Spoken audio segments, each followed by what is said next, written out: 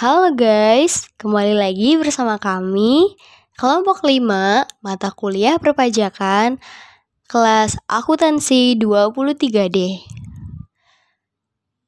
Nah, pada kesempatan kali ini kami akan memaparkan materi mengenai pajak penghasilan badan pasal 25.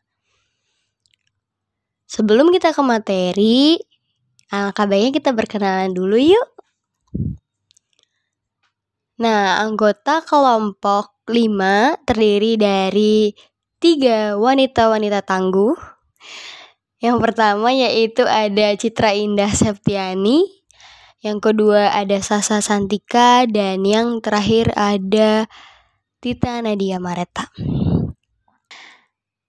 Selanjutnya, outline materi pada presentasi kali ini yaitu terdiri dari 3 subbab.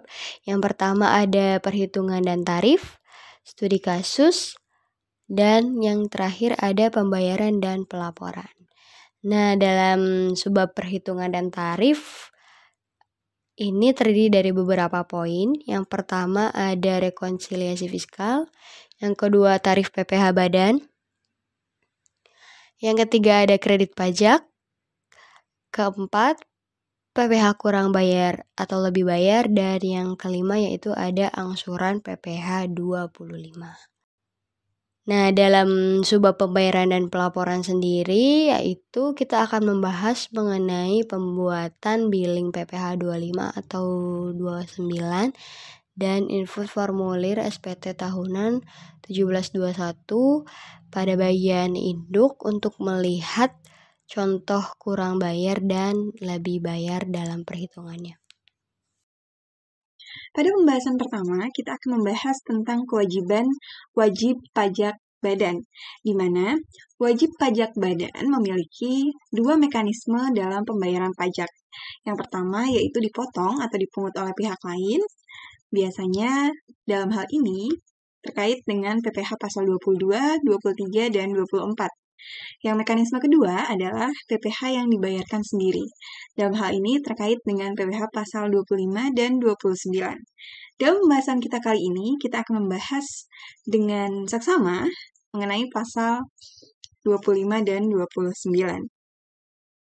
Selanjutnya, sebelum kita masuk kepada bagaimana cara pembayarannya dan berapa yang harus dibayar, kita harus mengerti dulu apa itu mekanisme perhitungan PPh badan. Bagaimana cara kita menghitung besaran pajak yang harus kita bayarkan kepada pemerintah. Nah, di sini ada beberapa mekanismenya. Yang pertama adalah perhitungan komersial. Perhitungan komersial adalah perhitungan yang berasal dari pencatatan akuntansi keuangan, yaitu laporan keuangan atau laporan laba yang biasa dilakukan oleh perusahaan berdasarkan dengan akuntansi yang berlaku di perusahaan tersebut secara komersial. Jadi yang pertama, seorang akuntan di sebuah perusahaan itu akan membuat laporan keuangan berdasarkan dengan ketentuan akuntansi yang berlaku umum. Ya, dan akan menghasilkan laporan keuangan yang biasa dibuat. Itu disebut dengan laporan keuangan komersial atau perhitungannya masih disebut dengan perhitungan komersial. Selanjutnya, itu harus dilakukannya rekonsiliasi fiskal. Rekonsiliasi fiskal ini adalah proses untuk menyesuaikan hasil perhitungan secara komersial yang tadi sudah dibuat berdasarkan dengan ketentuan akuntansi yang berlaku dan disesuaikan ke hasil perhitungan fiskal atau berdasarkan ketentuan umum perpajakan, sehingga nanti diperoleh laba bersih menurut pajak atau secara fiskal. Kemudian yang ketiga, setelah kita sudah melakukan rekonsiliasi fiskal dan muncullah laporan keuangan fiskal atau yang sudah benar menurut ketentuan perpajakan, yang ketiga adalah tarif pajak, di mana tarif yang digunakan untuk menghitung jumlah pajak yang terutang oleh perusahaan atau pada bagian ini ada beberapa fasilitas yang diberikan oleh pemerintah sebagai pengurang tarif pajak. Selanjutnya yang keempat ada kredit pajak. Kredit pajak itu jumlah pajak yang telah dipotong atau dipungut oleh pihak lain sehingga mengurangi jumlah pajak yang harus dibayarkan perusahaan. Bila jumlah pajak terutang lebih besar dari kredit pajaknya, maka terjadi kurang bayar. Atau sebaliknya, kalau misalkan pajak terutang itu lebih rendah dari kredit pajak, maka akan terjadi lebih bayar. Yang terakhir ada angsuran pajak. Angsuran PPh 25 yang dibayarkan setiap bulan, di mana perhitungannya itu didasarkan pada pajak atas penghasilan rutin yang diperoleh di tahun pajak sebelumnya. Angsuran ini akan mengurangi jumlah pajak kurang bayar yang harus dibayarkan. Jadi setelah laporan keuangan secara fiskal itu sudah jadi, yang tadi sudah direkonsiliasi, maka kita hitung dengan tarif pajak yang berlaku.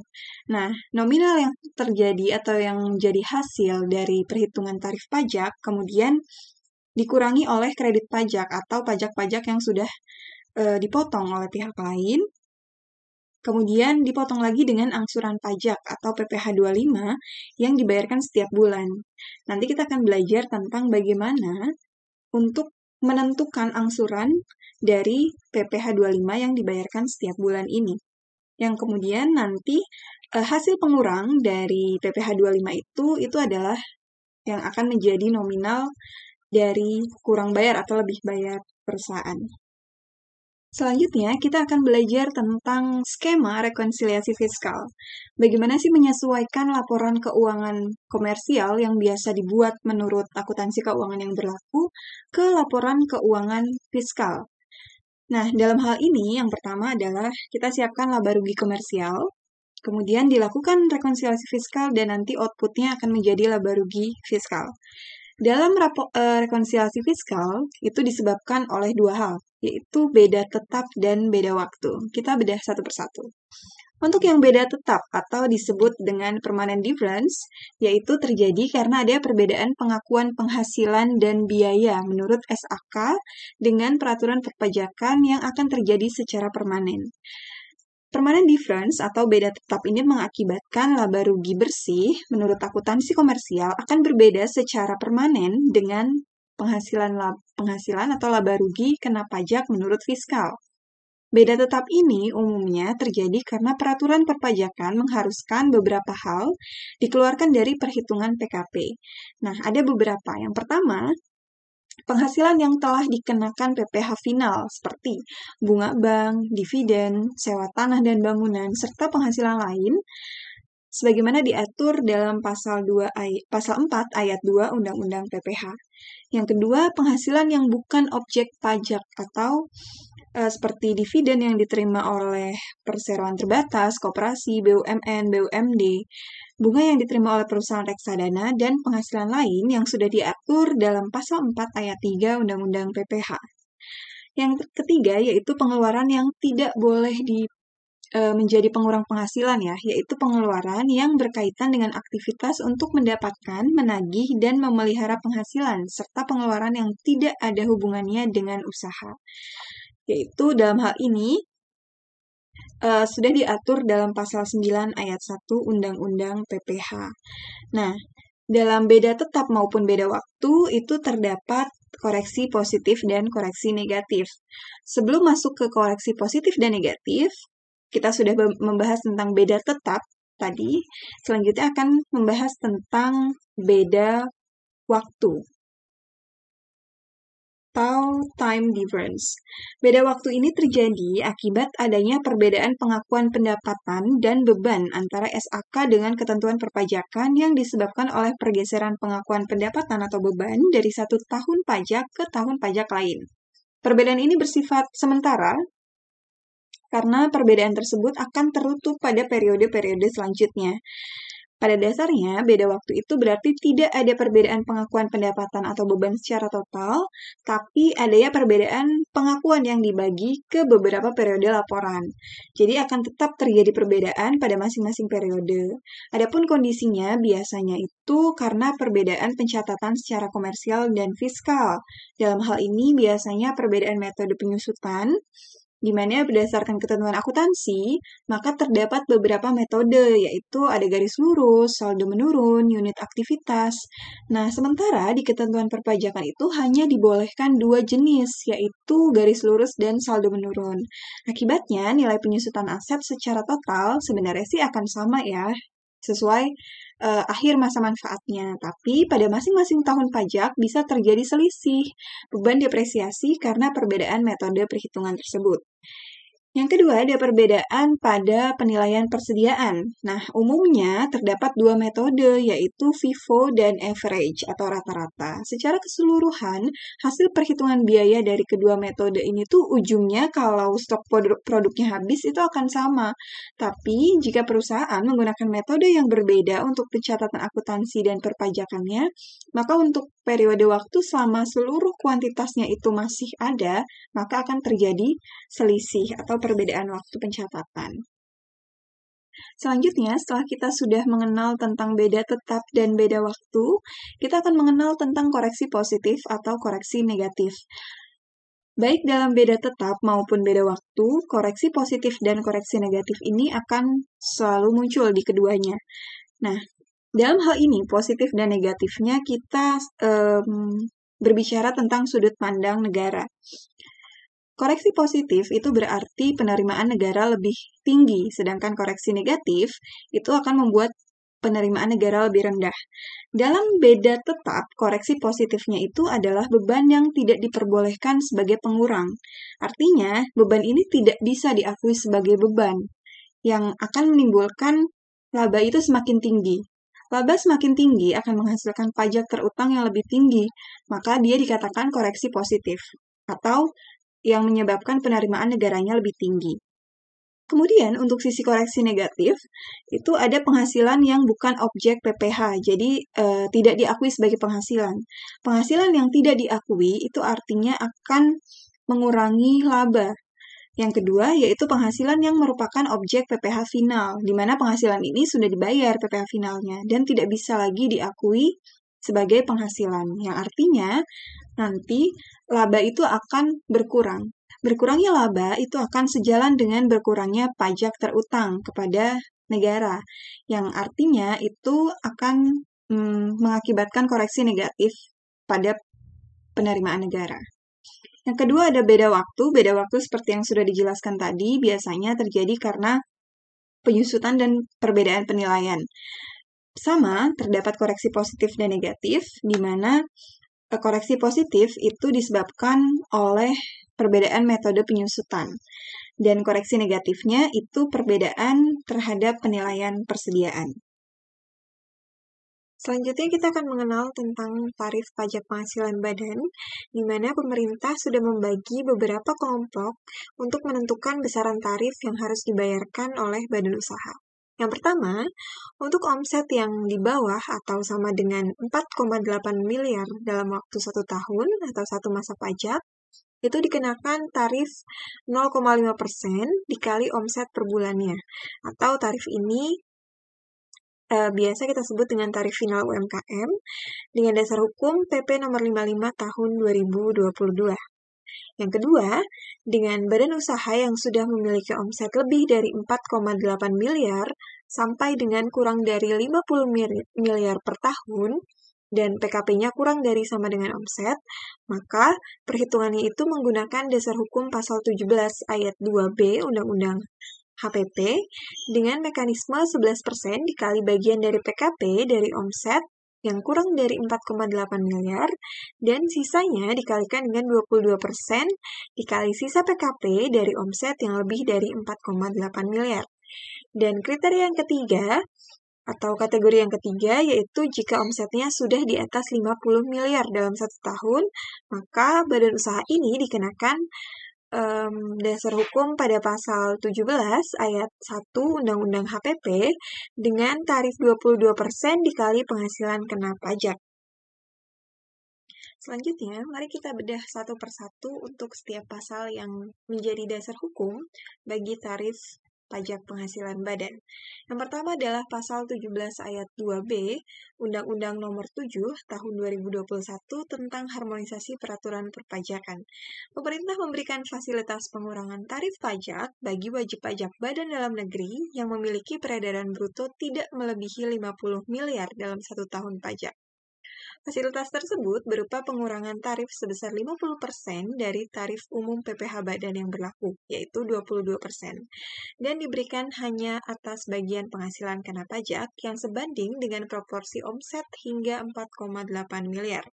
Dengan demikian, tarif efektif yang dikenakan atas bagian PKP tersebut adalah 11%. Sementara itu, untuk sisa PKP yang melebihi proporsi omset 4,8 miliar, tetap dikenakan tarif normal sebesar 22%. Ketentuan ini bertujuan untuk memberikan keringanan pajak kepada usaha kecil dan menengah berbadan hukum yang sudah melakukan pembukuan secara lengkap namun belum memiliki skala usaha yang lebih besar.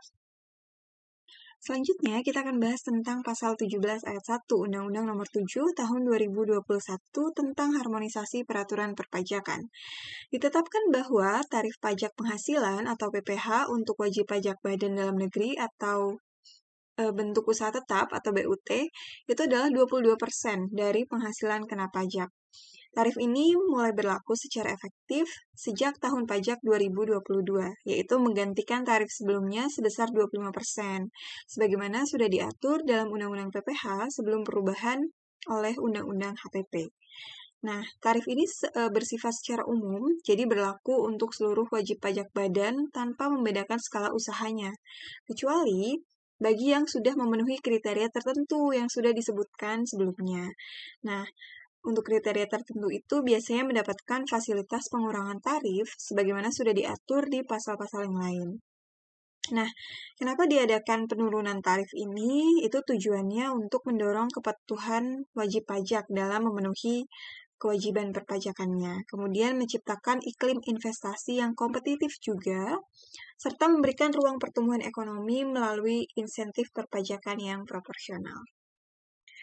Selanjutnya, tarif pajak penghasilan badan dengan tarif PPh final, yaitu didasarkan pada PP Nomor 23 Tahun 2018.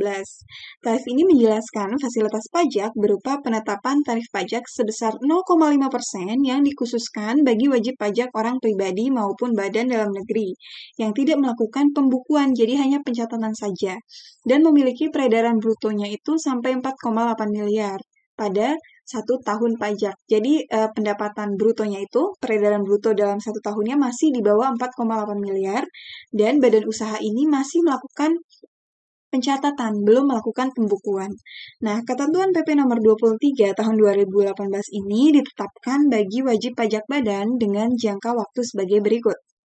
Wajib pajak badan berbentuk perseroan terbatas dalam jangka waktu 3 tahun, koperasi, persekutuan komunitas, dan firma dengan jangka waktu 4 tahun. Setelah melewati jangka waktu yang telah ditetapkan tersebut, maka wajib pajak diharuskan untuk menyelenggarakan sistem pembukuan sebagai dasar perhitungan pajaknya.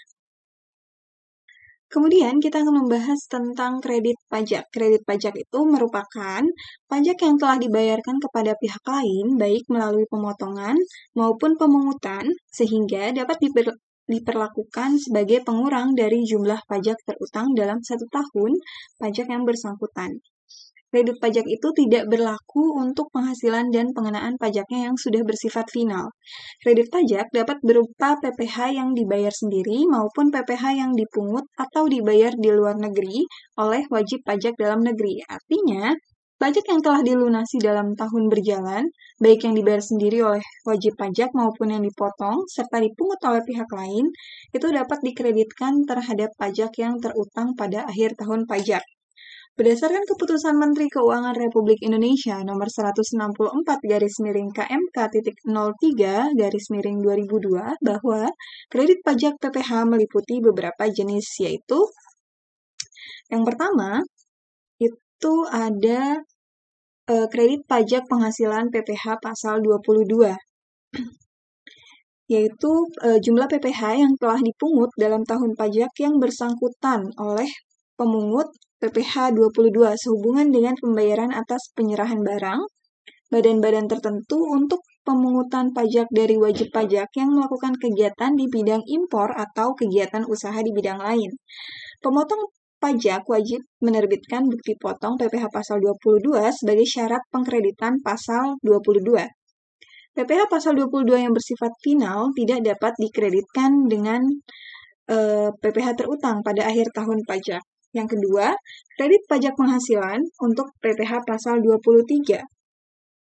Jumlah PPh yang sudah dipotong dalam tahun pajak yang bersangkutan dengan pemotongan PPh pasal 23 atas penghasilan berupa dividen, bunga, royalti, hadiah, dan penghargaan, sewa, imbalan atas jasa teknik, jasa manajemen, jasa konsultan, dan jasa lain yang telah ditentukan oleh Direktorat Jenderal Pajak yang diterima oleh wajib pajak badan, kecuali pemotongan PPh yang bersifat final. Pemotong pajak PPh pasal 23 ini wajib menerbitkan bukti potong PPh pasal 23 sebagai syarat pengkreditan PPh pasal 23 oleh pihak yang wajib memotong. Kemudian yang ketiga adalah kredit pajak penghasilan pasal 24. Kredit pajak PPh 24 adalah jumlah PPh yang telah dibayar atau terutang di luar negeri yang dapat dikreditkan terhadap PPh yang terutang di Indonesia. Pengkreditan PPh 24 dilakukan pada tahun pajak diperolehnya penghasilan dari luar negeri tersebut dengan penghasilan di Indonesia. Namun, atas kerugian di luar negeri tidak dapat digabungkan dengan penghasilan di Indonesia. Kemudian, permohonan kredit pajak yang terutang atau dibayar di luar negeri dilakukan bersamaan dengan penyampaian SPT tahunan PPh kepada Direktorat Jenderal Pajak dengan melampirkan dokumen berikut. Yang pertama itu adalah laporan keuangan dari penghasilan yang berasal dari luar negeri, fotokopi surat pemberitahuan pajak yang disampaikan di luar negeri, dan dokumen pembayaran pajak di luar negeri. Nah, selanjutnya, sumber penghasilan luar negeri apa sajakah yang bisa dijadikan pengurang pajak di dalam negeri? Ada beberapa. Yang pertama, pendapatan dari saham dan surat berharga lainnya, serta keuntungan dari penghasilan saham dan surat berharga lainnya. Yang kedua, penghasilan berupa bunga, royalti, dan sewa yang berkaitan dengan penggunaan harta benda bergerak. Yang ketiga, penghasilan berupa sewa yang berkaitan dengan penggunaan harta benda tidak bergerak. Yang keempat, penghasilan berupa imbalan yang berhubungan dengan jasa, pekerjaan, dan kegiatan. Yang kelima, penghasilan dari BUT dari luar negeri. Yang keenam, penghasilan dari pengalihan sebagian atau seluruh hak penambangan atau tanda keikutsertaan dalam pembiayaan atau pemanfaatan di sebuah perusahaan pertambangan. Yang ketujuh, keuntungan dari pengalihan aset di luar negeri. Dan yang terakhir, keuntungan dari pengalihan aset yang merupakan bagian dari suatu bentuk usaha tetap atau BUT. Selanjutnya kita akan mengenal tentang PPh kurang bayar atau PPh lebih bayar. Nah, pada keadaan yang bagaimana PPh itu disebut kurang bayar dan lebih bayar? Untuk PPh yang kurang bayar, yaitu PPh pasal 29, yang harus dibayarkan sebelum tanggal 30 April di tahun berikutnya.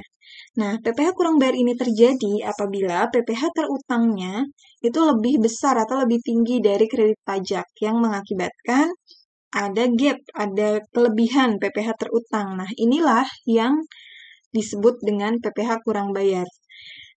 Nah, kemudian, apa itu PPh lebih bayar?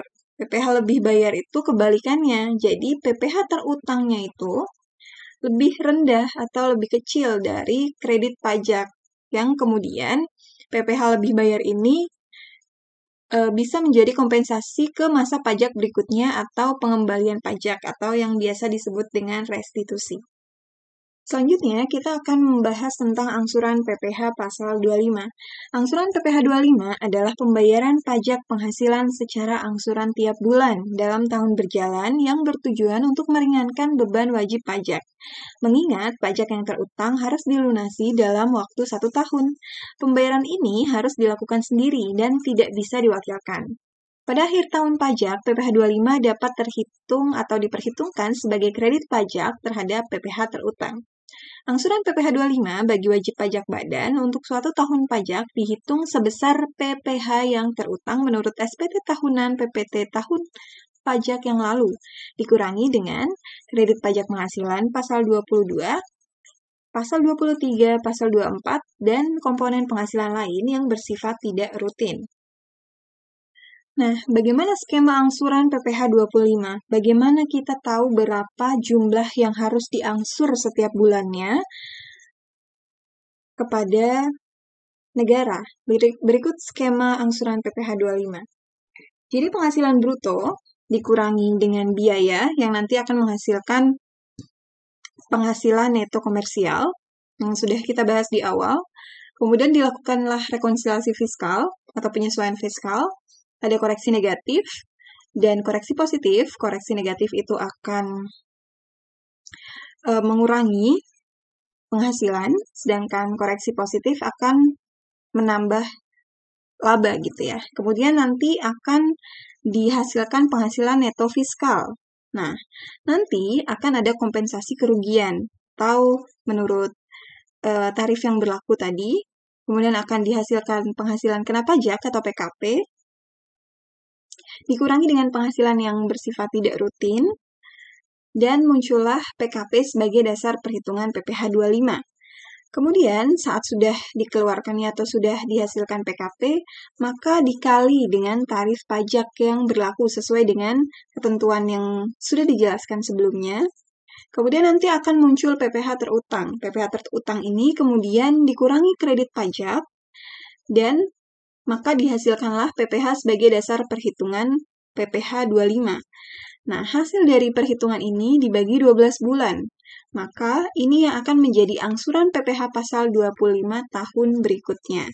Nah, angsuran ini dilakukan pada setiap bulan di masa bulan berikutnya. Jadi kalau misalkan ini bulan Juni, maka PPh 25 yang kita bayar di bulan ini adalah angsuran PPh 25 bulan Mei dan begitu seterusnya.